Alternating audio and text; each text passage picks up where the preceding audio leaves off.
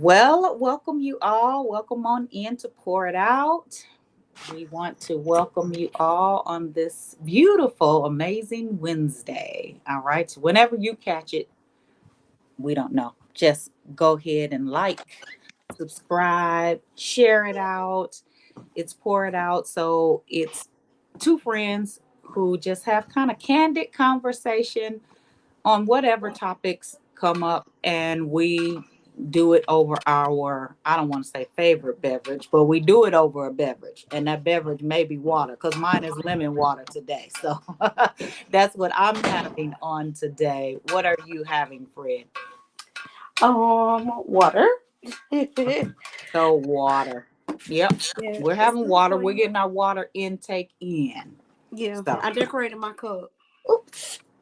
Ooh, my water is leaking. Oh, cute. Yeah, so What does that say? Summer. softball mom, Oh, okay. and then it has the butterfly. You know, I love butterflies and my initials. Cute, And then cute, I cute. got the boot.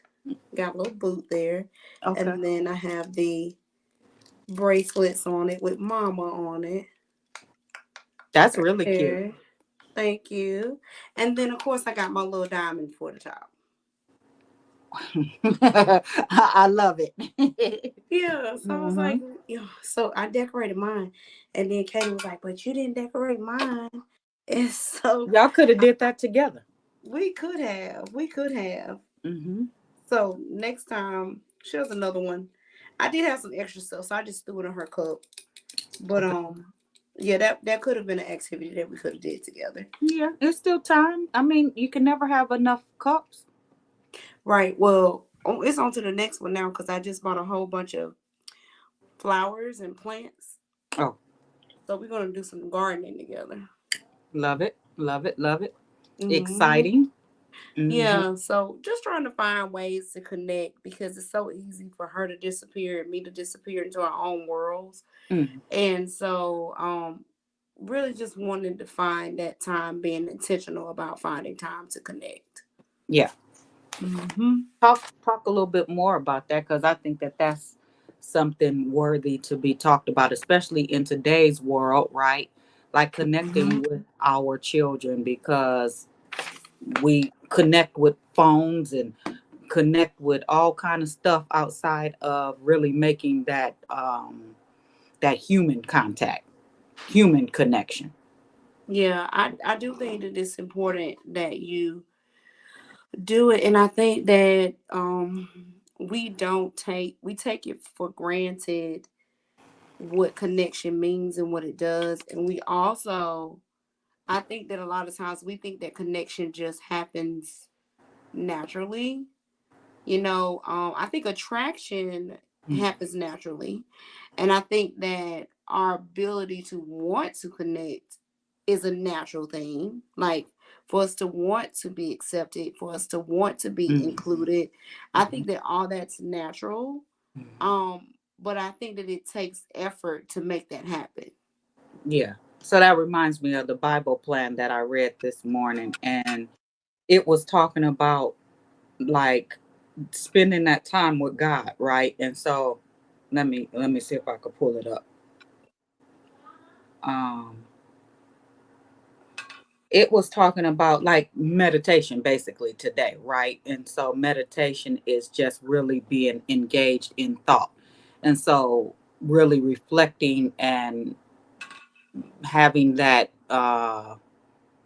time to really mull over what it is that you took in, right?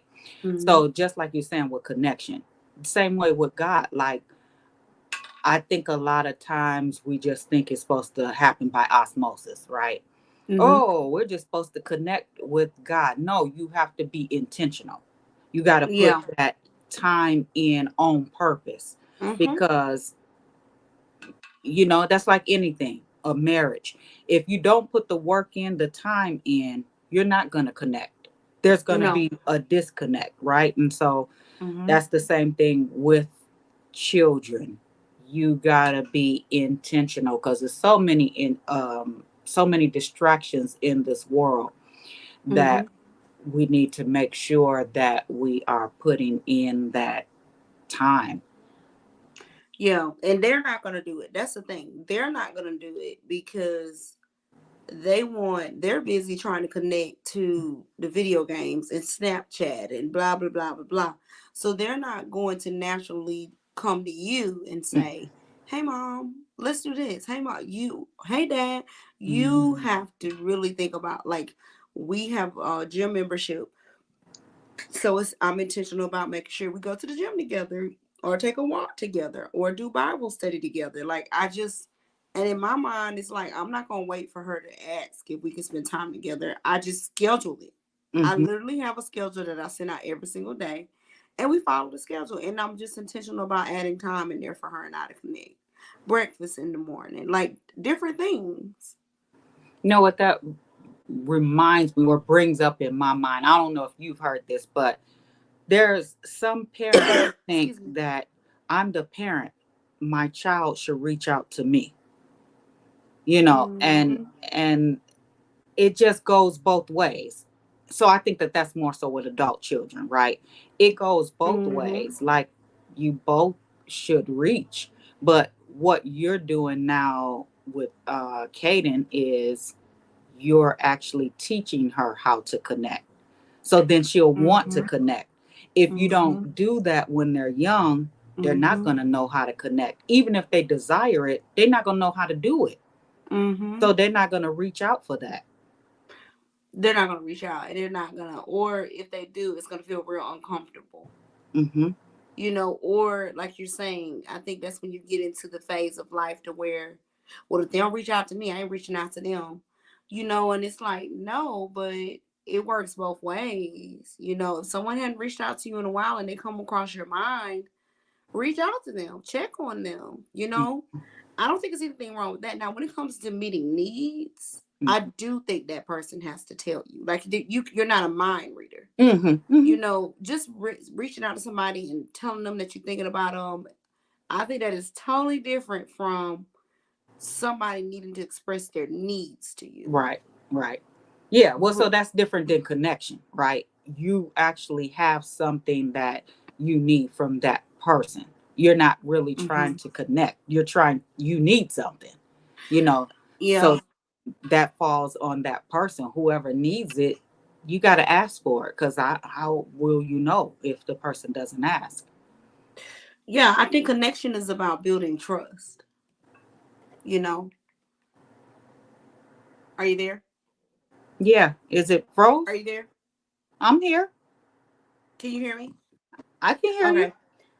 No, that was James was calling me, so it Oh, kind of went okay. out when he. Yeah, no, Yeah. So I'm I could like, see you. I could see you and hear you. yeah. I'm texting him now to tell him because I think he forgot. Oh. Yep, he said, "My bad, Tony talks." He on the schedule too, right? Yes, he on the schedule too. Mhm. Like, and I think that that's I've gone and talked with several people that have um that have issues with scheduling things. So, but I'm learning that the more I do schedule things, the more happy and content I am, because I'm not just waiting for it to happen. I'm Mhm. intentional about making sure that it does happen. Mhm. Mhm. And so, yeah, even spending time with James, I schedule it Mm. Yeah. because I want to make sure. I think that especially when you are a busy person, like when you have a lot going on, Mhm. you have to schedule your time. Mhm. Mhm. Yeah. I don't schedule per se with Tyrone, but I do know, like, either Saturday or Sunday, more than likely Sundays, then that's our time. But we don't I don't have it like, okay, at 10:30 we're gonna do blah blah blah blah blah, right? Mm-hmm. Um yeah, but pretty much everything else is scheduled, Mm-hmm. because that's just how I live my life. Like that, it makes life much smoother for me. Otherwise, I'm trying to scramble and see, oh, I had to do this, do this, do this. And if I don't schedule it, it's almost like it's not real, Yes. which I'm looking at Yes. my schedule right now. I need to put something on there, but And it's crazy because I do. I've struggled with scheduling because I think at first I didn't initially see the importance of it. Like I would say, oh, I need a schedule, but it wasn't until I actually started really scheduling things that it's like, oh yeah. So I put things on my calendar in Mm-hmm. my phone, but then I literally go back daily and Mm-hmm. do a schedule, like hourly schedule. And then we have a group called Fam Bam. I send it to the group. Oh, okay. Yeah, I gotta get better with. So there's just some things that I know, like when I wake up in the morning, I already know what that is. So I don't write down everything on my Mm-hmm. schedule, right? But it's in here. This is what happens, the order of what where it happens, Mm-hmm. um, and like things that I have to get done. I guess kind of like a checklist, right? Like when they Yep. say do your top three. So those will be on there for the most part if I remember to write it. Will be on there because for me that's just how you get stuff done. I was just about to say that. I struggle. I had to realize I have so much going on between me, Kate, and James, sports, all these things. I cannot possibly think that I can remember everything. Mm-hmm. And so I write it down so that I can make sure eye appointments, doctor's appointments. Mm-hmm. I remind myself to schedule those things. I remind myself, and James is now looking at me like, what's on the schedule? What you need me to do? Like everybody, we make the schedule around Kaden, is what we do. Mm-hmm. Mm-hmm. Around like her rest times and things like that. And what we end up doing is like, say she's reading, that's when I'll read, Okay.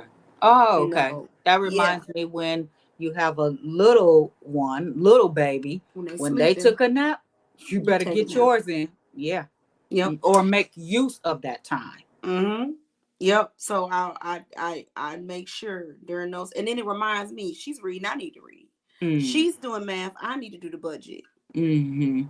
That's You that's know. what I didn't put on my schedule. That's what yeah, that's what has to go on the schedule today. Mm-hmm. Somewhere it has to get done. Yep. And so I do that, and I like her home because it kind of structures me and make sure that I like you doing Bible study. I need to do Bible study. A lot of things I still do with her though. Like we do Bible study together. Mhm. Like actually not me reading something and her reading something, but we read it together. Her goal is to be a better out loud reader. Mm. Mm. So okay, now is if that's your goal, I'm going to be intentional about giving you some time to read out loud to me. Mhm. Yeah. You got to practice it if that's the goal. If that's what you want to do, if you want to get better at it. She likes it. She like because when I used to read to her, I used to say all I would do the voices. Oh, yeah. So that's what she's trying to learn how to do now, the voices. And, oh, this one said this, so I got to change my voice to act like, Mhm. oh, this character now, I got to change my voice for that Mhm. character. So she's trying to do that now. So it's interesting to hear her do that. Mhm. Yeah. So, those are things. So my intentionality becomes very focused because she's telling me things that she wants. Mhm. So then I base my intentionality of spending time with her based off of those things. You wanna get in the gym, you wanna work out, we'll work out together. Mhm. Well, that's amazing because that's I think a lot of what's missing in the world today in parenting, right? Parents Mm-hmm. are so focused on buying children this, buying, but you're Mm-hmm. not spending that quality time with them, right? What are you Mm-hmm. pouring into them besides just giving them things? And that's where the entitlement comes from. Yeah. Yeah. And it's a thin line, because you do need to offer and provide them certain things Hmm. because that's our job as parents to provide. Hmm. But you also have to find that space where you provide and then they respond to what you have provided. Hmm. Yeah, I think what I was saying was that a lot of parents, instead of like spending that time, they Mm-hmm. think because I bought you this, I'm going to do that. In other words, that takes the place of. No, there's Like no in compensating. place of, yeah, there's no Mm-hmm. taking the place of spending that actual time. No, They not that. need your time. They And need that's it. why a lot of these kids are, they're missing active parenting. It's not a whole lot of Yes. parents. And then, we do have a lot of single parents out here. So it is tough for a single parent to spend a whole lot of time, but you got to make some type of time. You and that's when intentionality becomes even more important. Like That's why the scheduling is key. you have to. And I think Mhm. that, I was made to feel pretty bad about scheduling before. And it's like, no, in order for my life to be at peace, I need to schedule. Mhm. Yeah. And if God didn't think things needed to be scheduled, he wouldn't have made us have a sunset and a sunrise. Mhm. He is the owner of time. Mhm. If he didn't think it was important to manage time, then he would have never created it. Like, it's important. Right. Right. Mm-hmm. And it makes you appreciate, to me, have greater appreciation for things, because I will waste time that can happen so easily if it's not scheduled, right? I could just waste time. I'm just on here just, Yep. oh, I don't have anything to do. You got plenty to do, right? Oh, and Time is yes. is precious. We don't really, I think, a lot of times put that emphasis on it. We take it for granted. Mm-hmm. I think so too. And I think when we look back, like I was listening to the message that you sent with Anita Phillips, this powerful message.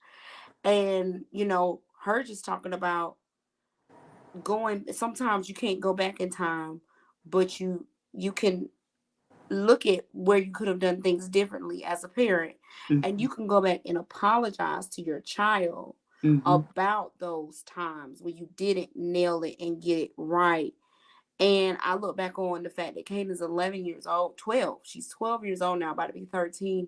And just over these past 12 years, how fast time has gone by. Like, you cannot take it for granted. You just Mm-hmm. cannot take it for granted. And I think, just thinking about it and looking back on it, you know, it's just so important that you do not take time for granted, Mm-hmm. because it's here today and gone tomorrow. Yes, it is. I'm thinking about, we've been married 8 years, and I don't know where the time went. Like, that went so Mm-hmm. fast, you Mm-hmm. know. I think over the years of things, that we've done, memories we've made and all that. And sometimes just going back through pictures, I'm like, that's unbelievable how fast that time went. Year 8 was a rough year for us. Year 8 was rough. Year 8 is not rough for us. What we're going through, I would say, is rough. Yeah. it's we haven't had we haven't had a rough year. I would say the roughest year. I was just thinking about this the other day. The roughest year for us was probably year 1, and that was because Mm. we had the children. So it Mm-hmm. was like they didn't know each other. It Mm-hmm. was that blending Mm-hmm. process, trying to Mm-hmm. blend the family. And so once because they were teenagers, and so they were gone by year two and a half, 3. Mm-hmm. And once they were gone, it was smooth selling. It's been smooth selling. So, Mm-hmm. um, yeah, who knows what's on down the road, but hopefully we'll be able to manage and handle whatever comes. I think year 8 was rough for us because we were both entering into like our 30s. Oh. And, just it was like an awakening year. Mm, Like, okay, we can't continue to live our life like this and make it for 20, 30, 40 years. And knowing how to adjust to that, knowing mhm, how to adjust to maturity. mhm, We started mhm, to mature then. mhm, We had been doing all this stuff and partying and all, even with Kaden, it just didn't click. It didn't start mm, clicking until that year 8. Like, we started waking up. mhm. And then you gotta look next to your person and be like, is this I know I chose this person, but is this the person I want to still continue to choose? Because I'm different. Mhm. I'm Mhm. evolving. Mhm. But I think realizing that in that time, both of you all should be evolving. Both of you all should be changing. Yeah, especially going into those 30s. Like 30s is an awakening. It I, is. especially like the end of 30s, right? Like middle to end, early 30s, yes, you're awakened, but it's still some maturity that needs to be had. You're processing yourself and processing, do I want life, what do I want life to be like? But you start getting into that mid and end 30s, yeah, it's totally different. It's a wake-up call unlike any other. So yeah, i Yeah. could i could see why eight, y'all going into 30, is different. It's different. It was definitely a transition for us. And then we had Kaden and trying to do all of it together as a family and Mm. not sure because it's like you almost do I don't know. When I turned 30, I started looking, especially 33. 33 was when it really was like, woo. I looked in the mirror and I didn't know if I liked anything about me. Mm-hmm. Mm-hmm. Yeah, It it's was like a turnaround exploration. here. Yeah. It Mm-hmm. was like okay. I just look. I don't know. It was a really, and so then it's almost like shame comes over you, and then like almost disappointment, and then almost like discouragement because then you feel like, what have I done with my life, and can I be better, and Mm-hmm. all these things happen to you. I don't know. I don't feel like it was a lot of literature around that for me when I turned 30. Like I didn't know that was gonna happen. It was a true slap in the face. Yeah, it's not talked about a lot. Yeah, I don't hear it really being talked about. Mm-hmm. There is somebody who did like the different decades, right? Like what to experience in those decades, but it's not something that you see a lot of literature on. No, you hear about midlife crisis, so I think people kind of turn their head towards 50, 60. Mm-hmm. Mm-hmm. But really 50 cuz you'll be 100 at that point, but um You said what? Really like 50 because you'll be like 100. no, cuz I was thinking like the halfway part cuz they say Oh, midlife, the next 50 okay. years you'll be 100 years old. So like that 40, 50 range is like what they talk about. Mm-hmm. And that's I think what you kind of key into. Okay, I got time until I'm like 40, 50. That's when things start really going crazy. But it's like, no, your life starts to change at 30. Mm-hmm. Oh Well, yeah. get to writing, friend, on the 30s. You in it, so get to writing about it. Yeah, I do. I write a lot. Right now, I don't know if you see what I'm doing. So I'm doing like a prompting assignment because my journaling can be all over the place, which I think is fine sometimes. Mm-hmm. But I just feel like I need a little bit more direction this month. And so I'm doing a letter a day for a month to different people. Oh, okay.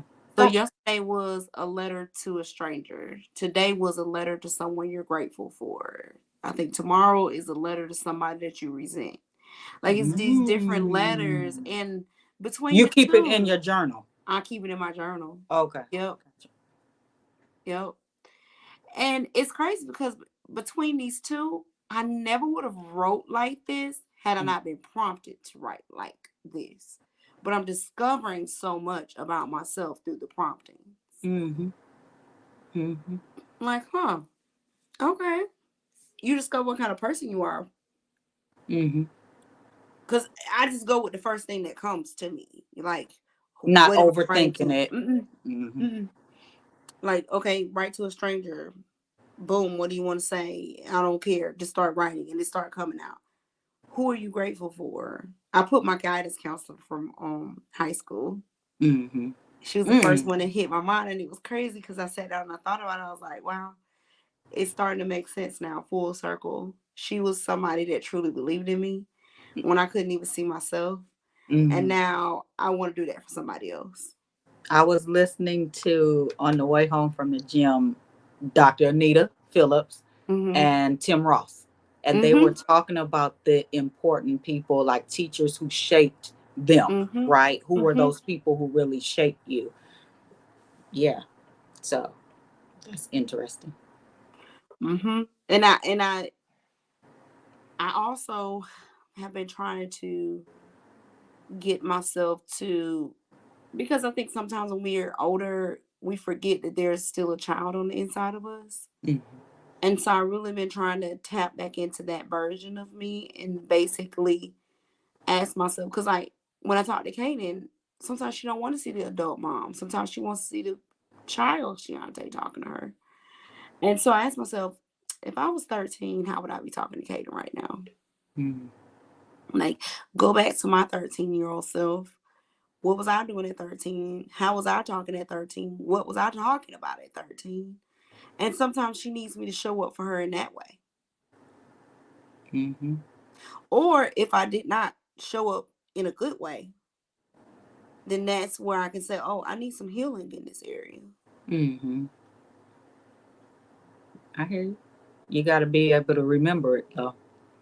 So And a that's lot what I've been of stuff struggling with. I can't remember. So me going back to 8, 9, 10, those years, and that's why I know it's some trauma, right? Trauma in there because the the mind is always trying to protect you. Um, but yeah, it's a lot that I don't remember in those years. And that's my point I was about to get to. Is it okay that you don't remember? Well, for me, I say some things I don't need to remember because I know if I would have remembered them or if I remember them now, that some people wouldn't be forgiven. So Mm-hmm. for me, it helps me to be able to forgive because I don't see whatever it is. Some people say things like my sister may tell me certain things and I'll be like, oh, I don't remember that. So it don't give me nothing to hold on to Mm-hmm. be mad at the person about. Mm-hmm. Mm-hmm. On the Yeah. flip side though, I think that I guess if it was I don't know how you heal that space if you don't remember it. And that might be something that is showing up in your life now, but because you can't remember it, you're Right. not healing from it, and you walk around here just a certain type of way, helpless almost, because if you can't remember it, you can't heal from it. And but what if that's made a detrimental impact on how you show up in the world? Well, I think that's where brain spotting, EMDR, I think that Mm-hmm. those definitely can help in those areas because it may be things that you can't see, right? But then Mm-hmm. with those, it goes into the back part of your brain. So Mm. we're trying to think from here, right? What happened at 13? But in those using EMDR or brain spotting, it's going back here. It's bypassing this thinking, thought. Mm-hmm. We're trying to bring it up, pull it up. No, Mm-hmm. that it takes you back to things that you probably didn't even know was there. And I don't know about you, but that just all gets my stomach like so. I know that it's some things, because as soon as you mentioned that, it was like my stomach was like, mm-mm, no, Oh no, yeah. no, no, no. Like this right here, I felt it here and here. Like, Mm. ooh, like it's something that just rolls up. Yeah, no, not for me. Like I would like to know. Like I want it to come out. Whatever it is, come on out. I know. Yeah, come on out because evidently, I can't see it. I can't see it here. I can't think it, but it's something that needs to be processed. If it's that hidden to where I can't pull it up, yeah, because I don't want it to be. I think that's where patterns come into play. People are doing things sometimes because they can't see it. Mm, mm-hmm, So if that can bring it up and now you can see, you can work through it, right? Now mm. I can move better. But without me knowing, I'm still doing something and I don't know about it. So Yeah, I can see what you're saying. I just feel that, I'm thinking now about what Anita Phillips said about the mind and the heart. Yep. Um, and I'm really just trying to understand that because from my perspective, how she explained it was everything flows from the heart, you know. So you have the soil of the heart Mm-hmm. where the thoughts are planted, and then the seed then grows from that, and Mm-hmm. it becomes an action, which is what we see. We see that. We Mm-hmm. see the action. Um, but and so now that we're talking, some of our actions are a direct result of our trauma. Mm-hmm. So And what's in here, that's not what I'm. in Yeah, here, yeah, yeah, right? yeah. So So yeah, it's processing what you feel, and you're feeling here. A lot of people, and it's been taught that it's here, right? The thoughts are here. Like I even thought about I might need to change my name of my business at some point. Get your mind right therapy services. But you do need to get your mind right, you right? do. It's just adding in the part of the heart is an important part of it, right? Knowing that that's why when the scripture said, as a man thinketh in his heart, I always question that. I'm like, how do you think in your heart? Your brain is here, right? And then when Mm-hmm. she broke it down yesterday and said how intentional God is, thinketh in your heart, that is where emotion is. That's where you feel. You don't That's where feel you when you feel. think. No, you No, feel and then you think. and It made so much sense. and then you act. You feel, you think, you act. That's how it Yep. goes. Yep. But because we have been taught, especially in our culture, to suppress, Yeah. we don't even know that we're feeling. We just think that we're just thinking these things and then just acting. We're completely taking feeling out of the equation. That's what you are absolutely right. And so in my what I am doing in therapy is um a reversal. So, we talk about, oh, you're having these negative thoughts. No, what are you feeling? Right? You're having negative thoughts based on what you're feeling first. What is going on in here? So How do I huh? go ahead. Yeah, I am working on them to get in tune because I do work with mainly black, not mainly. mm, Okay, yeah, Majority. majority, right? Majority of black people. And we have been taught to suppress, and we have to be in tune. Like, I think, like, it even should be done in the church. Like, the church should really deal with that. The heart. It's a heart matter, right? Let's deal with the heart. Not so much from the spiritual aspect, but from how it impacts you in the natural. So you're saying that every action can be tied back to a certain feeling. I I I believe so, Yeah. because every action does have some type of feeling, whether you are in tune or not. And that is part of the problem, especially with our culture, because we don't want to feel. For some reason, okay, well, I got it. Slavery, right? We were That was too suppressed. painful. Yep, it was all suppressed. We couldn't even feel anything. I was watching last night this movie called Emperor. And so his son was killed. He was a slave, and his son was killed. And so this other lady who was an in-house slave, right? He Mm-hmm. ran into her because he was a runaway slave. And so she said, that happens every day. Like, kids get killed, black, like, basically slaves get killed every day. So why is it such a big deal to you? Insensitive. So we've In been desensitized as a culture Exactly. Exactly. to, and then I also think that's almost sociopathic type behavior though. It is. Because that Yeah. you're bypassing this. You bypassing what you're feeling, and you do go to what you think. How does that even happen though? It's almost like automatic. It's a programming. How do you even program, like, because I remember back in the day, we were like proud to say we're strong Black women. We're hard, but that meant that we couldn't cry. Yep. Even to That this meant, day, right? Well, you hear these black women super, oh, you're a superwoman, right?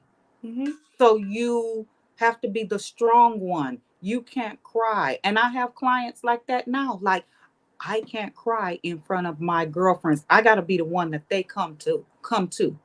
That's a whole issue. it But that's is. what our culture has really been taught to do. So how do you help reverse that? Because I think that's part of the battle right there, reversing that piece and helping people to, like, as a counselor, as a therapist, you know, how do you make people aware of their feelings without seeming quote unquote weird? Because you go up to somebody, it's like, how do you feel? What do you mean? I feel fine. Like, That right. I'm okay. I'm good. I'm good. Yeah, no, I push them. I push them to feel, right? If I see maybe them acting a certain way or a reaction on their face, what was that, right? What did you feel? Instead of what did you think? What just happened for you, right? What came up? Like, okay, so what answers are you looking for? Are you looking for I feel mad, or are you looking for no, something just happened in my stomach, like my stomach started So rumbling? it's both.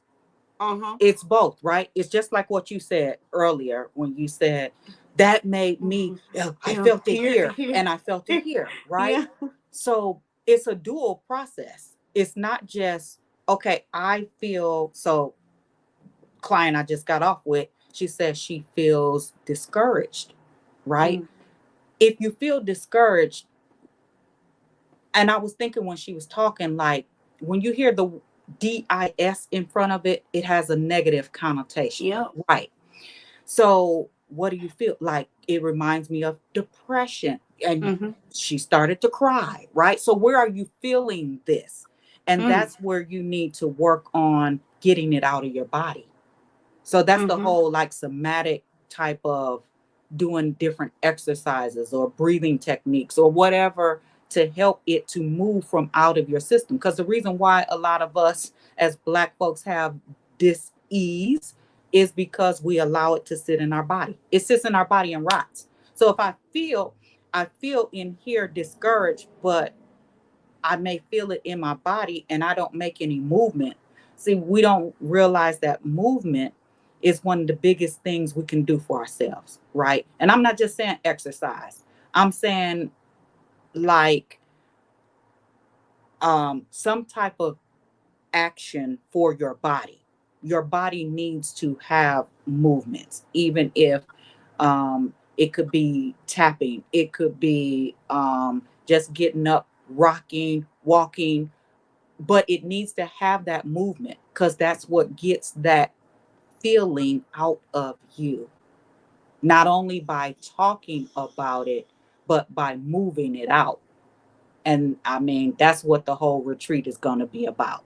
It's going to be teaching this, right? It's going to be the way to wholeness is, well, we have activity for a reason, right? We have different body parts for a reason. And certain body parts help provide more movement of different emotions out of our system. So I got to do a whole lot of, it's a whole lot that I have to do research as well into like the body because this is new for me, right? Like I'm Mm-hmm. learning the whole, like the emotions. First of all, feeling feeling them, allowing yourself to feel them, but then once you feel them, to provide movement to it. And where I am at right now, because I just see so much of it, is I am trying to uh figure out how to help athletes process their feelings Um, you know, especially female athletes, how do you get them to process a strikeout, process a missed basket, how do you get them to process that? Um, how do you get them to stand up at the plate and be ready to hit and not really care if they strike out or not, but Mhm. just really learn how to focus in? How do you get them in a place of, if the basketball is passed to me, I'm ready?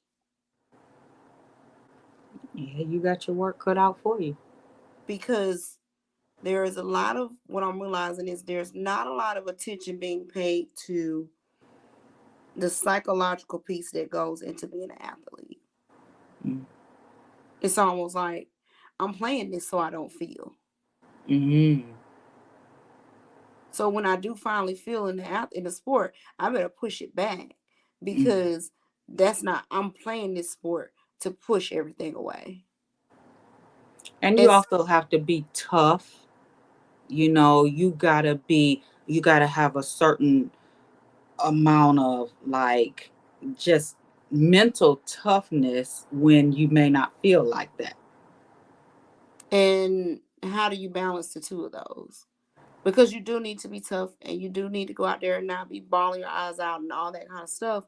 But okay, like you're saying, if you feel depressed or dissatisfied or just disappointed, all these things with yourself or with your team or with your coach, where we need to still provide some space for that.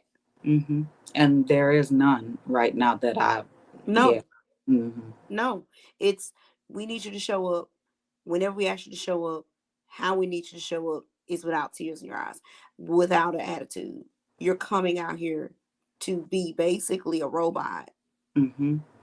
And I do, because okay, so when I went to the gym today, right, and having to do leg work with sciatic nerve pain, what I Mm-hmm. learned is you do need to show up, right? So for myself, I did need to show up, but I was able to pull back on being so hard on myself, like the normal way of doing. I took my time, right? So I may not Mm-hmm. get this done I normally would get it done in maybe 45 seconds.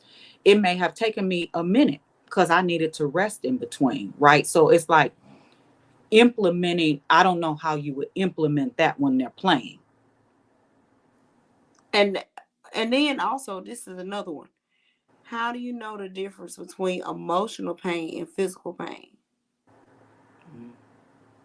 Because sometimes your stomach could be hurting because you ate the wrong thing, and sometimes it could be hurting because you're anxious. Yeah. Well, that's teaching what anxiety looks like, I think, so teaching that versus what actual physical pain looks like so that they can start learning the difference. I think that's all things that definitely have to be learned. Cause you might, I hear all the time, my stomach hurts, and it's like, what did you eat? And it's like sometimes it's not what they ate. They're afraid, or they may think that they're going to mess up. The stomach is just queasy because it's my turn to bat next, or yeah, I got to play in this game and I'm Yeah, afraid I may not show up. you didn't you know, it's not always what you eat. It's not. But I think that a lot of times, especially when it's a stomach ache, that's the first thing we go to. What did you eat? And it's not Mm-hmm. necessarily, or you didn't eat, or you didn't drink water, and all these things. And it's like, okay, but are we sure that that's really why? That's a good one because nobody has done that with athletes, right? Like, yeah. There has to be some. And I was actually talking to my counselor about this yesterday. I was literally just talking to her about how I'm getting to a point of understanding that mental health and mental awareness and training is just as important as practice, like Mm, physical practice. I think that mental awareness and training and practice is just as important. If you practice once a week, and you're seeing good results, you should practice some type of mental training at least once a week. What would that look like, do you think, when you say For mental? me, it would look like you can was I talking to you? Was that I think that was Anita Phillips. I like when she said to get a picture of yourself when you were a child.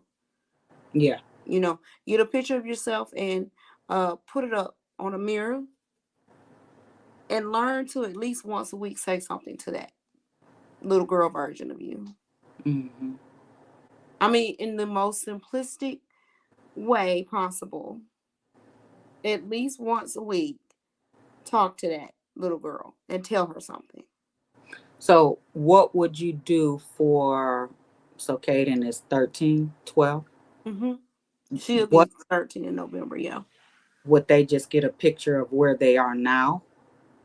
I would get a picture of her when she was probably 5. Okay. I would Mm. get a picture because that's her past, and that is a different version of her than what she is right now. Mhm. So looking at yourself, younger versions of yourself can help you to deal with the current version of yourself. Mhm. And so say something encouraging about you to you. You know, when I look at you, and you can even say things to that child that they don't know. You weren't reading well. You weren't reading well, or you're not reading well. But I promise you, you're gonna be a accelerated reader. Anything like that. Mhm. So then you learn how to speak to your current self. Oh, you're not hitting well. Well, you're gonna be able to do it. Mhm. It provides hope. Mhm. So I think that would be definitely one exercise that I would do to help instill like trust and confidence. You I know. even just thought about, like, really thinking back to what the person was feeling, right? Even as a young child, how did you used to feel? What was going on inside of you? You could take a Mhm. maybe a specific time period, and what were you feeling, you know, Mhm. and Mhm. then you can really speak to that space. You're no longer there. Look at how things have changed. You've You've grown. evolved, Mm-hmm. and you Mm-hmm. still have more growth to go. So Mm-hmm. don't feel. I feel like that's a really good activity to get you out of a rut or to get you out of a place of thinking that you'll never do it. You'll never be better. I think that's a really good activity because especially if you look back on a time that was hard, Mm-hmm. and now you can see, oh man, I really made it out of that. So if I made it Mm-hmm. out of that, I can make it out of this. Mm-hmm. This is going to take a matter of time. But until then, Mm-hmm. I'm going to be patient with myself. I'm going to encourage myself. I'm going to do all these things because I want to make sure that I get out of this and I come out on top.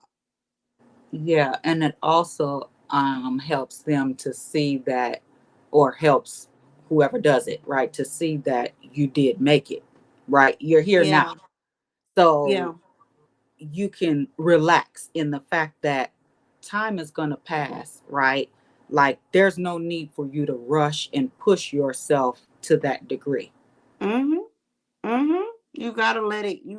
That was one main reason why I got my locks because I wanted to be able to understand that how my hair looked 3 years ago is not how it looks today. Mm-hmm. But that is taking 3 years. But Yeah. I look at pictures and I'm like, "Whoa." You That's know? that's me with my body. I'm like, 3 years ago, you were here, right? Now look at the results. Mhm. But it Mhm. takes time. You don't have to rush it. Some things you can't rush. Some things you just can't rush. It just has to go through the process. But you will get there. You will Mm-hmm. arrive. When it's Mm-hmm. time, you will arrive. You will become, a better version of yourself. And so I think that yeah. So that would definitely be one thing that I would do, just especially with young girls. I think that it's such a body complex issue and just, so many things like that, to take away from that. And I think it'll give them a little bit more peace about who they are as an individual. And I also would implement having a if you I love having a team because you're already half the way there when you have a team. But I would implement accountability partners. Mm-hmm. Mm-hmm. Like I would do goal setting. We would set goals. We would sit down and set goals. And then you would get an accountability partner to make sure that you're meeting those goals or working towards meeting those goals. And then I would also make sure that you have personal assignments to make sure that you are speaking life into yourself. Mm-hmm. So it's Yeah. not because when you get to the plate, if it's not in you, you're already behind. Mm. So you have to do things leading up to getting to the plate, leading up to the basketball game, leading up to the tennis match. You have to do things before that.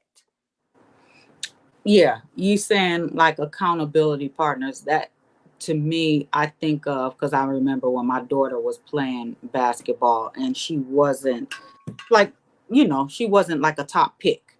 Mm-hmm. And so how that can make a person feel, Yep. right? So maybe you pair up somebody who is a top player who they can pour into this other person, right? Mentorship. Mm-hmm. Yeah.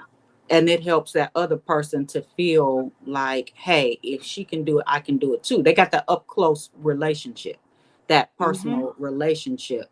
So it makes them feel more included, Mm-hmm. right? Just a lot of things. Feel better about themselves that they have that relationship with that connection, as we're talking about, um, with someone else who it may seem like they're up there, but you can get there too.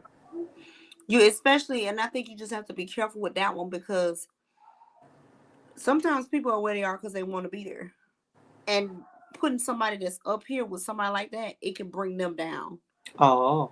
Mm. So especially I feel like with these young girls who want to fit in with the crowd and do all these things. And so it definitely has to be somebody who it wants to grow, wants to develop, wants to get better, and has said in their mind that it's going to be hard because it's not something that I've ever seen before, but I want to do it and I'm excited to do it. So then I Mhm. feel like the person who is the mentor will get a lot of gratification out of that, and then the mentee will get a lot of gratification out of that.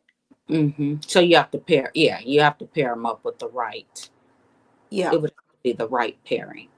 it would have to. I mean, but that's just like wine. You got to have the right pairings. Like with your food. So yeah, it's important. Pairings are important. You can't just throw a top athlete with someone that is not together because their energies might not match. Mhm. You know. Mhm.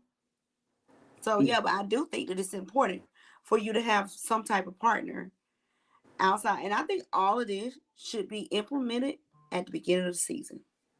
Mm. At the beginning of a season, you do it so that now you can see the growth over the season.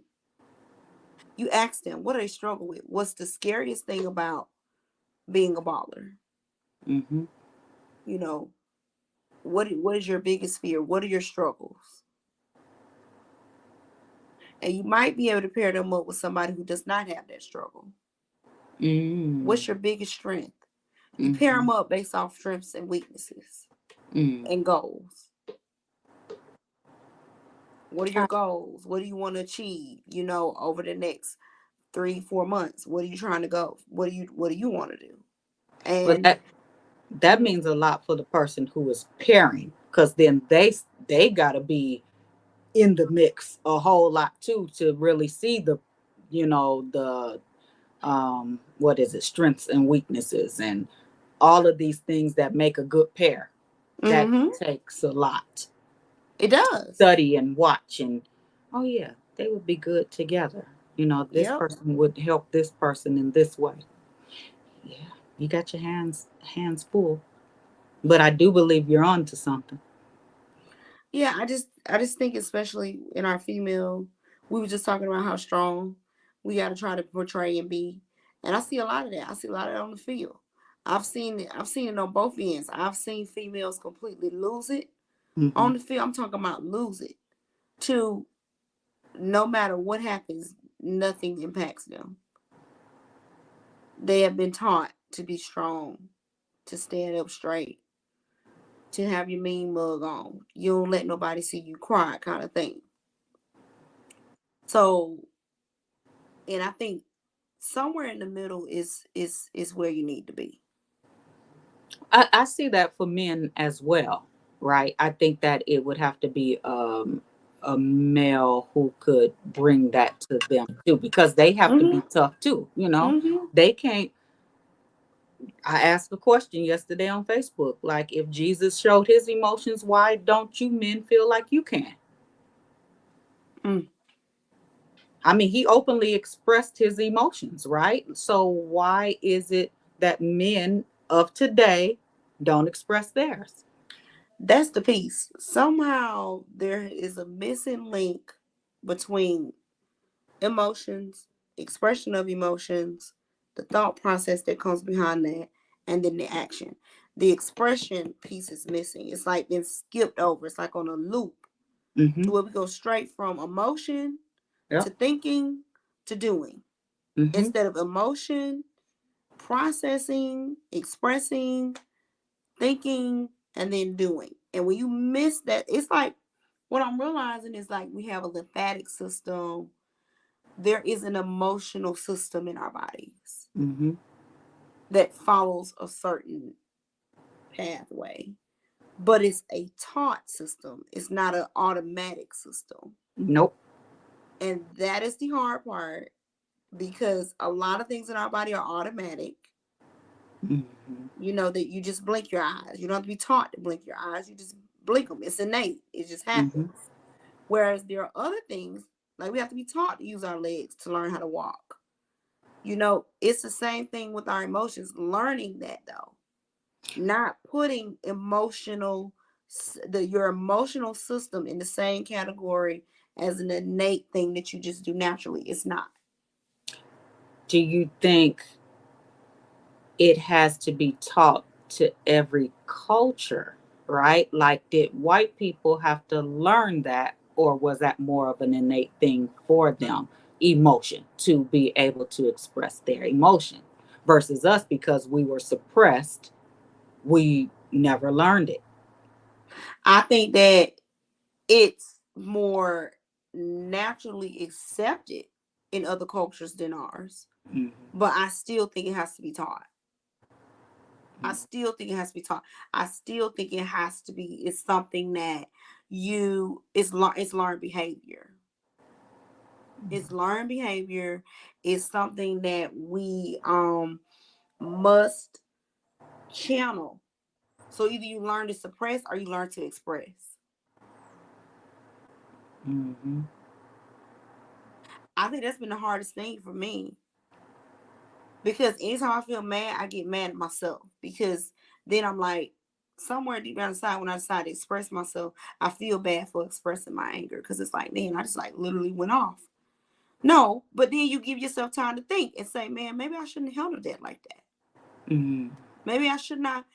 Expression is not the full action step. Right. You know, like expression is just that. You are fully getting it all out. You whatever you need to do. And everybody can look at you sometimes and you mad and be like, why is she acting that way? Because she's expressing herself. But yeah, exactly. So, you know what? You have to have I think it takes for a person to be really secure with themselves, right? To be able to, and the person who always comes to my mind is Tim Ross, because he will cry, he will do whatever, and he don't care. I think you have to be secure with yourself that if I cry, if I, am angry, I may need to punch a pillow or whatever. I'm okay with that. If you're not, that's your issue. And that's the truth of the matter, right? It's like, I need to get this out. You don't know how to do that. So you're going to look at me like I'm crazy because it's unnatural to you. So it would take somebody who really has worked on that expression, right? Who really is comfortable with expressing themselves to be able to teach that to others, that it's okay, Mm-hmm. that expression is a safe space. And even though we have that in the Bible where Jesus did all these expressions, Jesus wept, right?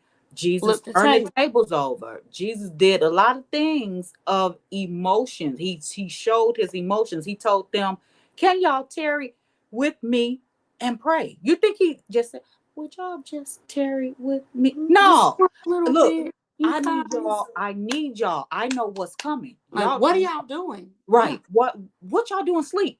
Like if any I need y'all right now, right? I'm sure he didn't just go to them and would y'all just come on and pray with Please me? pray with me, Right. please. Right. So he did a lot of expression, but I ain't never heard him talk until Anita Phillips, Dr. Anita Phillips talked about that. And that's what brought it to my attention. I was like, I never looked at it like that, that Jesus did show his emotions. And it wasn't just one. Right. It Jesus was a rainbow of emotions, Mm-hmm. just like we are. We're a Mm-hmm. rainbow of emotions, and so we have to know. Okay, um, I think expression has to be taught. Like, what's Yeah. healthy expression look like? Right. That That's what needs now to be taught. that yeah. Um Because if my man and if a man is mad and he expresses his anger through beating his wife, that's not proper expression. healthy. Right. Mm-hmm. Yeah. So that is true. Being able to know what can I do in the moment of whatever emotion is coming up. And I What think is a healthy way to express it? and I think that us as black people in general, our culture, because it's all very new, we struggle within those two areas, whether it be becoming aware Mm-hmm. of our emotions or how to express our emotions. So because that's so hard for us to do, we go back to suppression. Mm-hmm. Mm-hmm. True. They just go back to I'll go back and forth with that. Like I'll be mad and I'll either be like, I ain't worried about it, like whatever. And then some days I'm like, ah! Mm-hmm. Right. Seemingly bipolar-ish as people Yeah. think, right? It's like, but that's because so I think that that is the getting comfortable with expression, right? So Mhm. that needs to be normalized. Mhm. Expression is a normal thing of your emotions. And that therein is one of the biggest issues because first of all getting them to therapy, okay, get them to therapy and then Mhm. getting more, I would say even the clinicians to even be aware of this piece because that's not something I wasn't taught that in school, dealing with the emotions, getting them to express in that way. There's a there's EFT, emotion focused therapy, right? Where you focus on your emotions, but that was a brief thing I learned in school. And I never knew the importance of it. I never learned that your heart is where all these things like the different you have these different the liver, the kidneys, all of these things do something. I didn't learn all of that, right? Like where some things are stored, some of your emotions and some of the um different, like I forgot what it's called, cortisol and Mhm. all of that, where they how they interact with all that. I want to learn all that, like how all that plays into itself, right? Like into Yeah. the emotion. Yeah. So all I can do is work with those who I have, and work outward. Mhm. If it becomes a big thing, it does. If not, then I educate those who are in my presence. So we definitely seems to me that we need to do some work around emotional expression. Hmm. What that looks like, what's healthy, what's not. Because once you become aware, the next step is to express. Hmm. And then it's to have a plan. Once you finish expressing, get a plan. I'm upset because I'm feeling upset because that's how you express. Whether you Mm-hmm. write it down, whether you have somebody you can talk to about it, and then you come up with a plan, Mm-hmm. and then you What is my implement it. action step after that? Yeah. So I feel And the that emotion. there is the action, not the Mm-hmm. expression. The Mm-hmm. action becomes, what do I do in response to my emotion? Right. Yeah. Yeah. Yeah. Those four steps are major though. Like the first step in and of Awareness. itself, the awareness that I have an emotion. Like I actually am feeling something, right? Because most people don't even realize they're feeling something. Mm-hmm. And then you express, and then you make a plan, and then you act it out. So I'm going to look into healthy expressions of different. So let's say anger. Let's say when you have joy, right? What are healthy ways of expression for these things? Mm-hmm. Because the top of my head, I can't think of a lot of healthy ways of expression for different emotions. I would like to have some type of um, chart thing, right? So you know, if I feel sad, what's a healthy expression of sadness besides Because crying? closing myself off, right, or closing myself off and shutting down, that's not a healthy way of expressing it. Mm-hmm. Right, We have to get to a point to where we learn how to express it in such a way that the people around us understand, right. But see, and people they're do that receptive of it. because they don't want to look like they're weak, right? So I'm going to isolate myself. I don't want you to see me in this state where really you should want somebody to see you. That's really the strength. If I can show myself when I'm in that expression of it, that's part of the healthiness of it. Yep. Mm-hmm. Mm-hmm. And then you gotta, and so then that's when it starts. Once you figure out, like you said, when I'm sad, I do this. When I'm blah blah blah, when I do that. Then when you put on the spot and you have to process an emotion, it happens like I'm sad, I'm doing this, I'm thinking this, I'm doing, you know what I'm saying?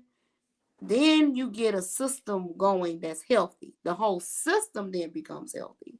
Well, so it's like Dr. Anita said, then it becomes from here and it's easy to be here, right? It automatically, I'm feeling this, the thought then can come, right? Okay, what This do is you how need I to need to do next? respond. Yep. Yeah. Mm-hmm. And now this is what I'm gonna do. Mm-hmm. Because if you don't do that, then what ends up happening, I think, is you just have a temper tantrum. Mm-hmm. You just do. Or it can make it worse, right? You can get stuck. You can get like, you could just feel these like thoughts that are unmanageable because you don't know what to do with the emotion. Mm-hmm. Mm-hmm. Yeah. This is good. I really do need to write So that. maybe that's what happens when they say people snap. Mm-hmm. That's really what I don't know what to do with my emotion. I haven't worked on that, right? And so all I know is to, as they say, go crazy. Yep. Because I don't know what else to do at this point, and it's overwhelming me. Mm-hmm. So I'm gonna work on these because I think we're going somewhere with it. Emotional expression. Yeah.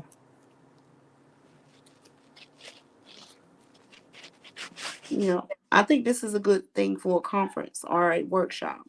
Oh, Teach these definitely. 4 steps and have some literature around them. Mm-hmm. Definitely. And then do some type of activity at the end Mm-hmm. that implements.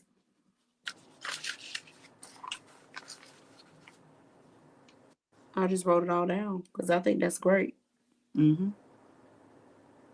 I mean, that should be a worldwide, well, at least the United States conference. We need to be flying places talking about this. Be flued out. Flew out. Absolutely. The 4 steps. So we had the first one is awareness. Mm-hmm. The second one is expression. Mm-hmm. What's the third one? Plan it. So planning or is it action step? The No. fourth one is action. Okay. So you got to plan before you act. Okay. Start thinking. Mm-hmm. And then 4 is action. Action Mm-hmm. step. Okay. Now you got to learn how to teach it.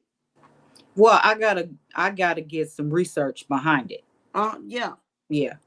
Yeah, so you could teach it. So who? We? Yeah. Oh, okay. Yeah. You talking about so you can teach it. Yeah.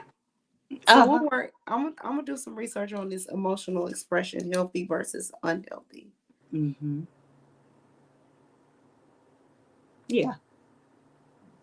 I Yeah. definitely think it needs to be taught. Yeah. And just stop thinking that it's normal to act the way that we act and do the things that we do. If you haven't been taught, then more than likely you're doing it wrong. Yeah.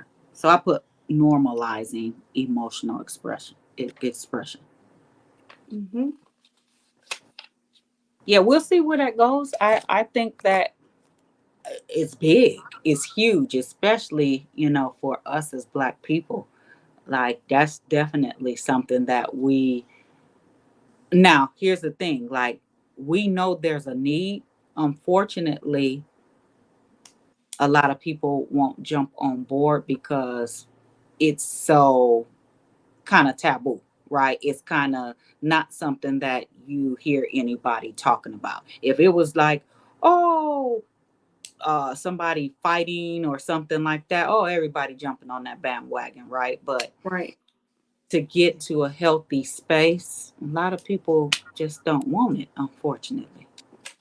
So you just have to make it, you just have to Oh, do it and then just create an audience and make them know how important it is. Yeah. So that's empowerment now. Because mhm. a lot of people don't even feel like they know how to get around this. So it will become an empowering thing. Yeah. And finding or the audience who does need that, because it is somebody, people out there who know that they need that, they Mm-hmm. would find it. Yep. Yeah. Yep. Even if it's a small audience to start out with, right? Like Mm-hmm. one tells another Mm-hmm. and it just grows from there. Yeah. Okay. Very insightful. Yeah. I'm gonna go finish up my dinner now Oh, and what think do you about have? this. I'm doing Salisbury steak and potatoes and asparagus.